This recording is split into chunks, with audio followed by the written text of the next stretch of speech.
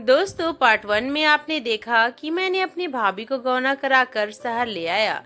इसके बाद की कहानी आप सुनने जा रहे हैं। आज भाभी का घर में पहला दिन था, क्योंकि हम शाम को घर आए तो सब लोग थक गए थे। माँ ने आज खाना बनाया था। भाभी कहने लगी, माँ आपने क्यों कष्ट किया, मैं बना देती ना। माँ कहने लगी, अरे तुम आज ही तो आई हो, और वैसे भी सारा घर तो तुम्हें ही संभालना है, और वैसे भी तुम थक भी तो गई होगी। जाओ, जाकर अच्छे से फ्रेश हो जाओ, फिर सब बैठकर खाना खाएंगे। भाभी जाकर तैयार हो गई और फिर हम सब ने साथ में खाना खाया।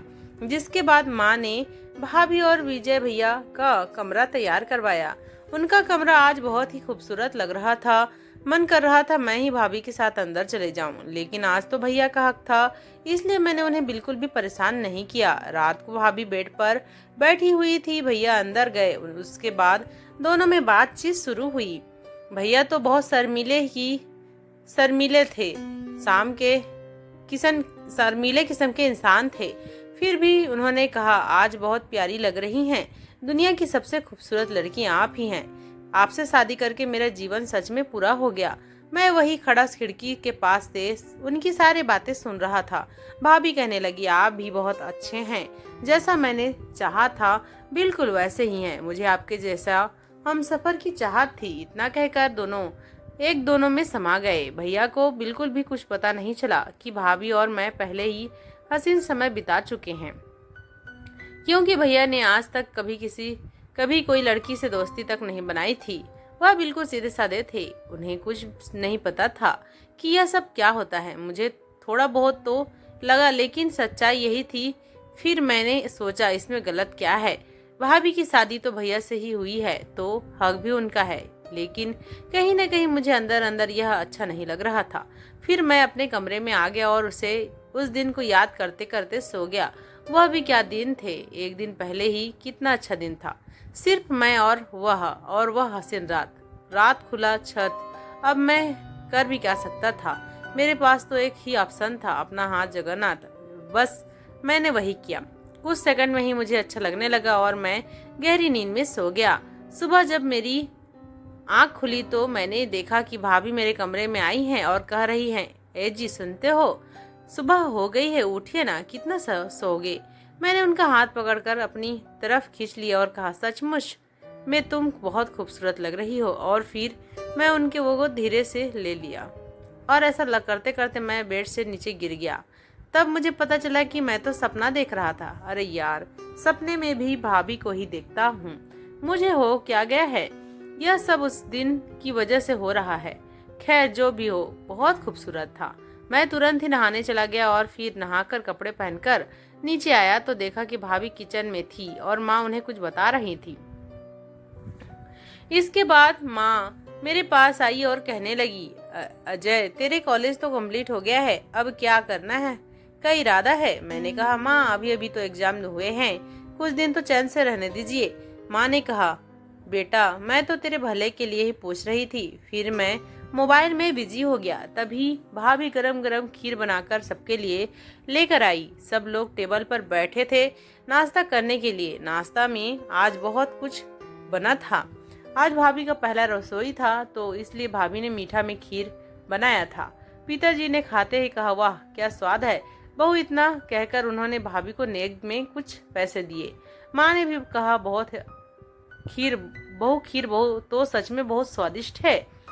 फिर उन्होंने भी कंगन के रूप में भाभी को नेक दिया। यह सुनकर मैंने भी कहा, भाभी सच में खीर बहुत टेस्टी है। भाभी ने लाल कलर का साड़ी पहना हुआ था और बाल एकदम गीले थे। बहुत खूबसूरत लग रही थी। आज तो जैसे वह ज्यादा ही चमक रही थी। उनके चेहरे पर साफ साफ नजर आ रहा था कि वह आज बहुत मजे लूटी थी। मैं सबके नजरों से बचकर उन्हें एक आंख झपका दिया। वह भी स्माइल करने लगी। उसके बाद विजय भैया ऑफिस चले गए और पिताजी कहीं घूमने चले गए और माँ हमेशा की तरह सत्संग में चली गई और मैं अपने कमरे में आ गया। माँ के जाने से पहले मुझे कहकर गई कि तेरी भाभी घर में अकेली है, देखना अगर उसे कुछ चीज की जरूरत पड़े तो ध्यान देना। मैंने कहा, माँ मैं घर में नहीं रहने वाला हूँ, मैं कभी भी बाहर जा सकता हूँ, आप रहो ना। ठीक है, थोड़ी रहो ना। ठीक है, थोड़ी देर में आ जाऊंगी कहकर माँ चली गई। और मैं तो माँ को ऐसे ही बोला था कि मैं कहीं चला जाऊंगा।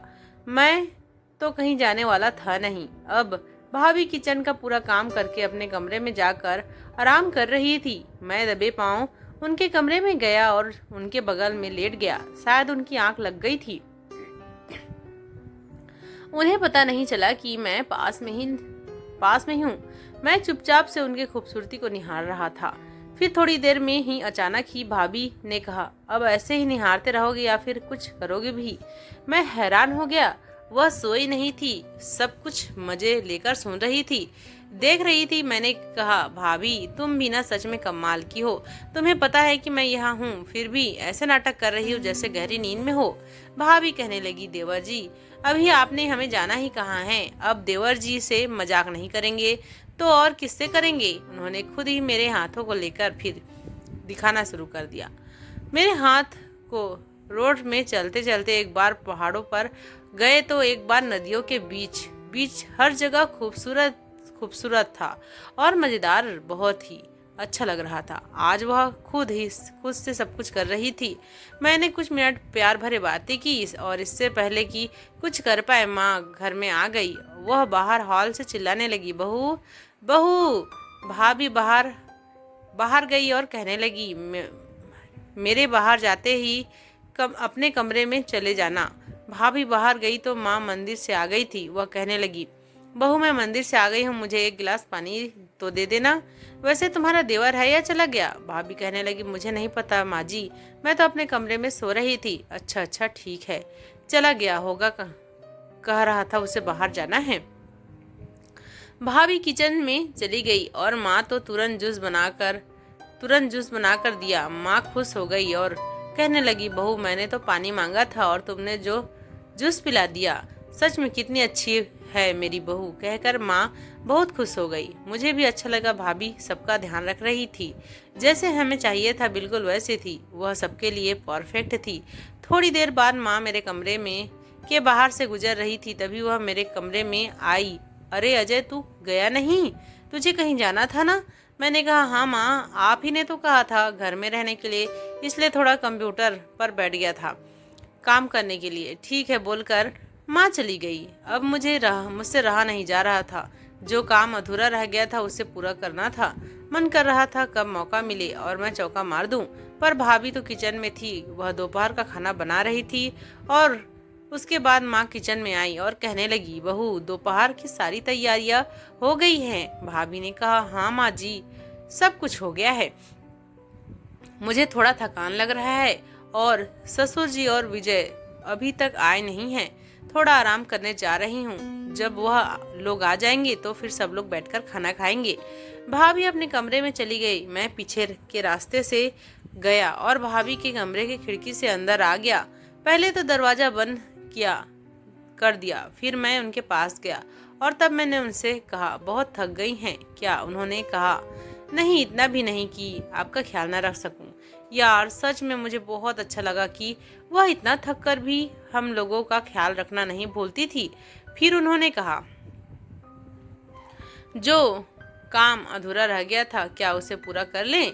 और मैं तो कब से इसी का इंतजार कर रहा था और इसीलिए आया भी था। मैंने कहा, बिल्कुल मैं तो इसी के लिए आया हूँ। फिर वह कहने लगी, अच्छा जी, आपको बस वही चाहिए क्या? मैंने कहा, ऐसी बात नहीं है, आप तो हो ही इतनी खूबसूरत, और आगे मैं क्या कहूँ? उन्होंने कहा, फिर भी मुझे आज मेरी तारीफ सुननी है।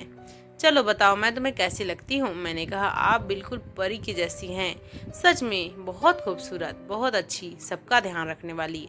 अब मेरे मन हो रहा था कि मैं सीधा ले लूं, लेकिन ऐसा नहीं कर सकता था। वह कहने लगी, इतना सोचने की क्या जरूरत है? जो सोच रहे हो वो कर डालो।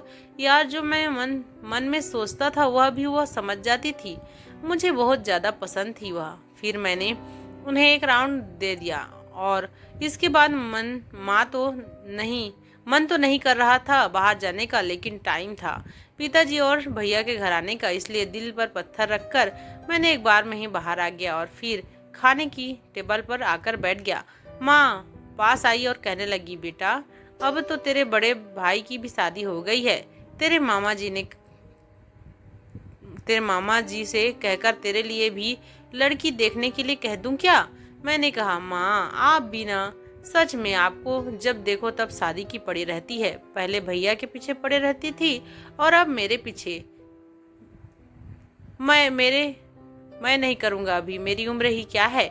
बहुत मुश्किल से तो मैं 24 का हुआ हूँ और फिर मेरी उम्र ही क्या है अभी शादी करने की। माँ कहने लगी, हाँ हाँ मुझे पता है, अच्छी कंपनी में जॉब ढूंढना है, जॉब करनी है, अपने पैरों पर खड़ा होना है, बस तुझे यही कहना है ना।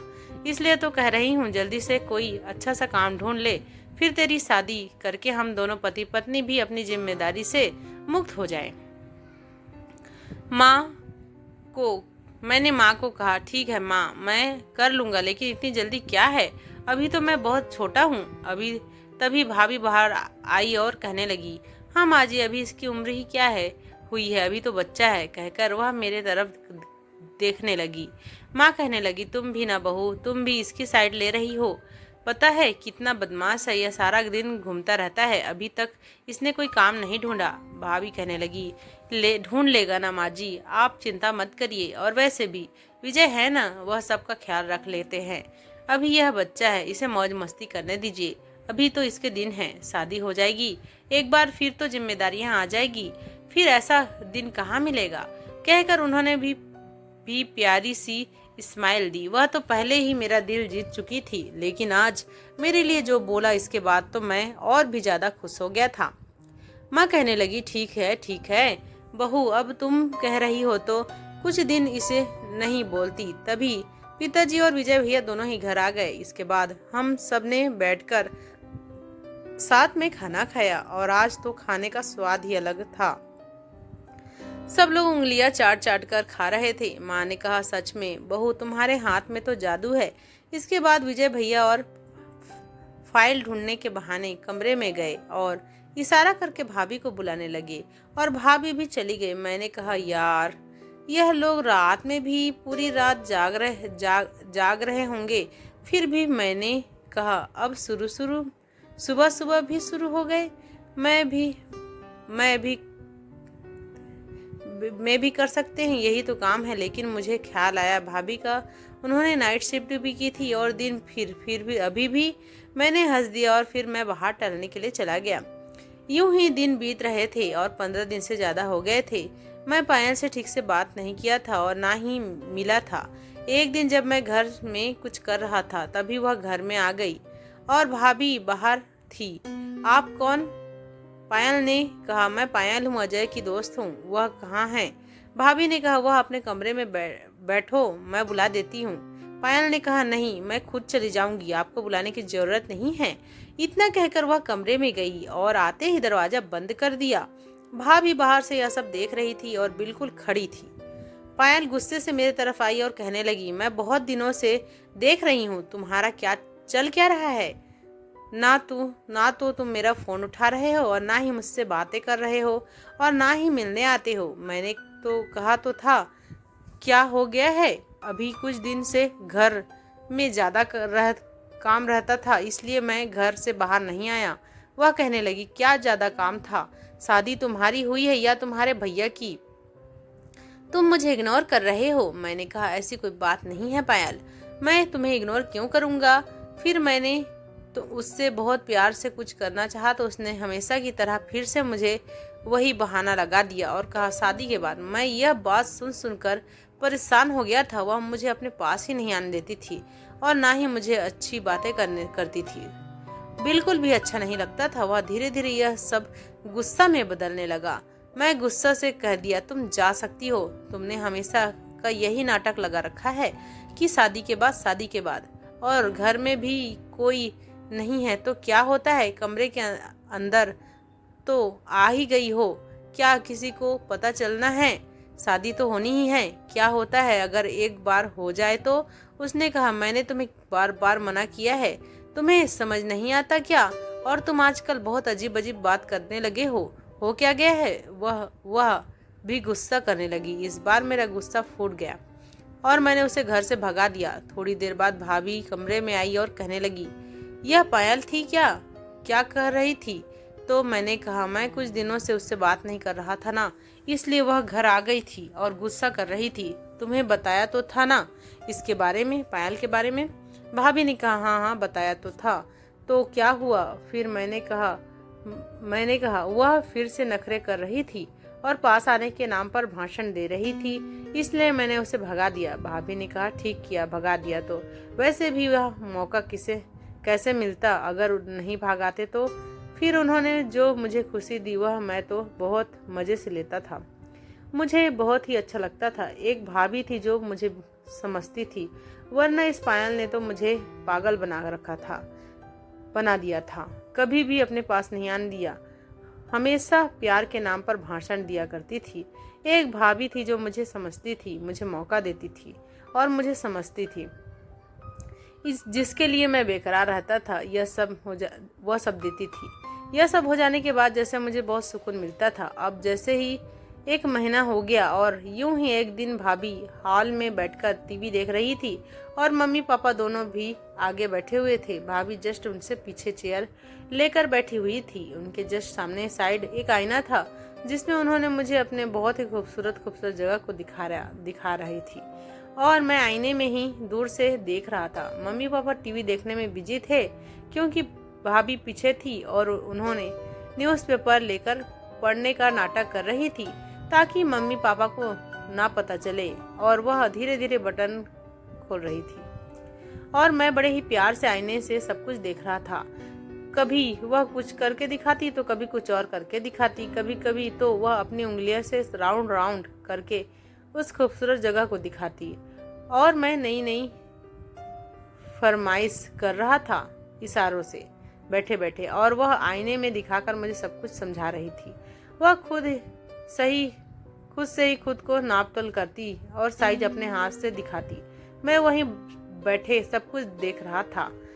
बस अब मैं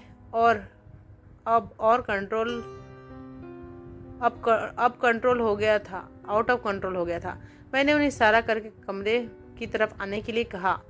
वह कहने लगी, पिताजी और माँ जी हैं, यहीं पर हैं। कैसे? मैंने कहा, उनकी चिंता तुम मत करो, बस तुम कमरे में आ जाओ। भाभी कमरे में चली गई और मैं भी मम्मी पापा पास गया और उनसे कहा, माँ मैं थोड़ा बाहर जा रहा हूँ, थोड़ी देर बाद आऊँगा। माँ ने ठीक है कहा और बाहर चला गया। बाहर के रास्ते भाभी के खिड़की से अंदर चला गया और फिर जो उन्होंने कुछ देर पहले दिखाकर मेरे अरमान जगाए थे वह सब मैंने पूरे कर दिए। मैंने पहले पहाड़ों के बीच ट्रेन चलाया, इसके बाद थोड़ा बहुत जो बचा था उसके ओझ ने खाकर पूरा किया। वह बहुत अच्छी थी और बिल्कुल भी मना नहीं करती थी। वह सब कुछ करती थी जो मैं कहता था। किसी चीज़ के लिए कभी नखरे नहीं करती थी।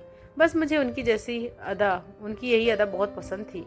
अब धीरे धीरे मैं पायल को भूलता चला गया और बस मुझे याद थी तो बस वो ही जो मुझे हमेशा खुश करती थी और मेरा ध्यान रखती थी।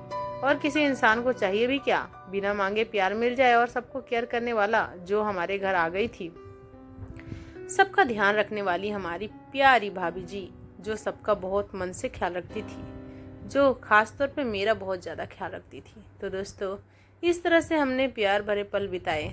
तो आपको ये कहानी सुनकर कैसी लगी कमेंट करके जरूर बताना, और हाँ, स्टोरी को लाइक कर चैनल को सब्सक्राइब जरूर कर लेना। हम आपके लिए ऐसे मज़ेदार कहानियाँ लेकर आते रहेंगे। धन्यवाद।